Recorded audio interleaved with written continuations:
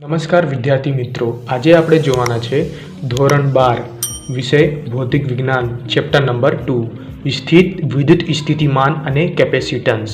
Chapter 2 માં શોર્ટમાં formula આખા ચેપ્ટરના જોવાના છે। ચેપ્ટર નંબર 2 નો જેમાં છે વિદ્યુત સ્થિતિમાન, જેના વિશે લખેલું છે, તમે એકવાર વાંચી લેજો। વિદ્યુત સ્થિતિ ઉર્જા એના વિશે બી લખેલું છે, તમે એકવાર ધ્યાનથી વાંચી લેજો। સુહાકોનું સ્થિત વિદ્યુતશાસ્ત્ર, ડાઇલેક્ટ્રિક અને ધ્રુવીભવન એના વિશે લખેલું છે। કેપેસિટર અને કેપેસિટન્સ, જેમાં છે કેપેસિટન્સ C = ε0A/d, જેમાં d છે અંતર છે, a એટલે એરિયા। પછી છે કેપેસિટરમાં સંગ્રહિત ઉર્જા, એનો આ ફોર્મ્યુલા છે।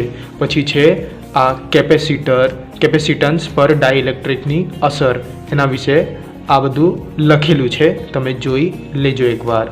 આ છે ચેપ્ટર નંબર 2 સ્થિત વિદ્યુત સ્થિતિમાન અને કેપેસિટન્સ।